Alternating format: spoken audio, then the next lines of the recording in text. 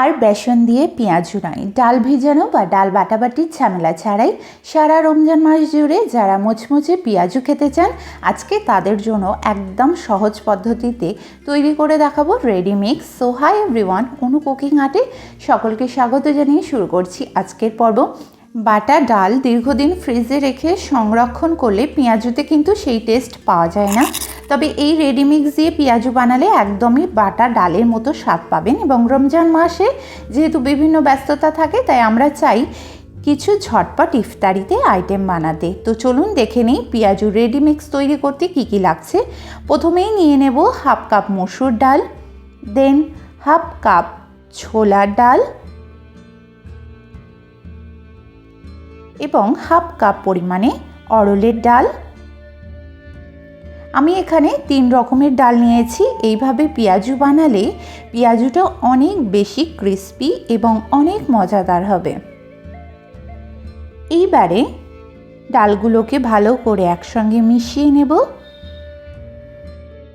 এইবারে 2 থেকে 3 বার জল দিয়ে ভালো করে ধুয়ে নেব ডালগুলোকে এবং স্টেনার চুপড়ির মধ্যে দিয়ে রাখবো কিছুক্ষণের জন্য, যাতে করে ডাল থেকে সমস্ত জল শুকিয়ে যায়। এবং আপনারা চাইলে রোদে দিয়ে 3 থেকে 4 ঘন্টার মতো রাখলে ডালগুলো একদম ড্রাই হয়ে যাবে। ডালগুলো এখানে ড্রাই হয়ে গেছে। এইবার মিক্সিং জারে ডালগুলোকে নিয়ে গুঁড়ো করে নেব, তবে পাউডার করব না। এখানে আপনাদের একটু দেখিয়ে দেব যে কেমন হবে। এটা কিন্তু কোনো ফাইন পাউডার নয়, এটা শুধু জাস্ট গুঁড়ো করেছি। দেখুন ঠিক এইরকম হবে পেঁয়াজির রেডি মিক্সটা। আমি অল্প পরিমাণেই তৈরি করেছি, যেহেতু আমাদেরকে বিভিন্নভাবে ভিডিও করতে হয়। তবে আপনারা একেবারে সারা রমজান মাসের জন্য তৈরি করে নিতে পারেন। এইবার রেডি মিক্সটাকে যে কোনো কন্টেনারে 1 মাসের জন্য স্টোর করেও রাখতে পারেন। 10টি পেঁয়াজুর জন্য যতটা প্রয়োজন ততটাই রেডি মিক্স এখানে নিয়ে নিচ্ছি এবং এইবারে বেশি পরিমাণে জল দিয়ে এগুলোকে ভিজিয়ে রাখবো 30 মিনিটের মতো। ফলে 30 মিনিট রেস্টে রাখার ফলে ডালগুলো ফুলে সমস্ত জল টেনে নেবে এবং শুকিয়েও যাবে।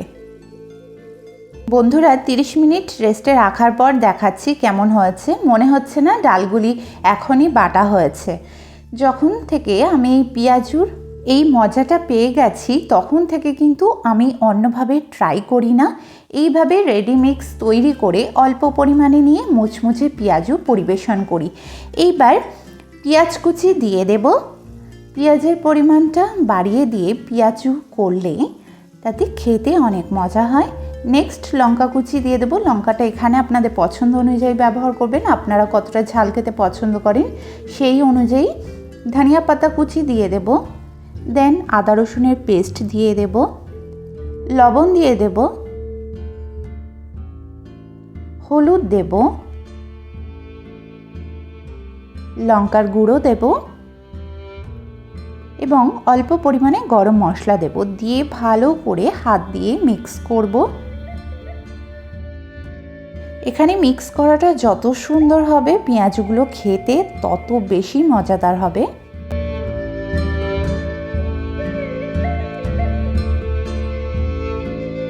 পেঁয়াজুর মিক্স এখানে রেডি করা হয়ে গেছে। এবার অল্প অল্প পেঁয়াজুর মিক্স নেব এবং হাতে নিয়ে এমন করে ফ্লাট করে আগে থেকে কড়াই যে তেল গরম করতে দিয়েছিলাম, তেলের মধ্যে একে একে পেঁয়াজুগুলোকে দিয়ে দেব, দিয়ে ভেজে নেব।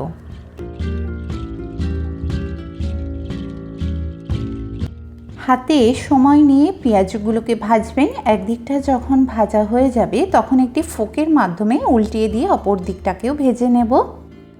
বন্ধুরা, পেঁয়াজু ভাজা হয়ে গেছে।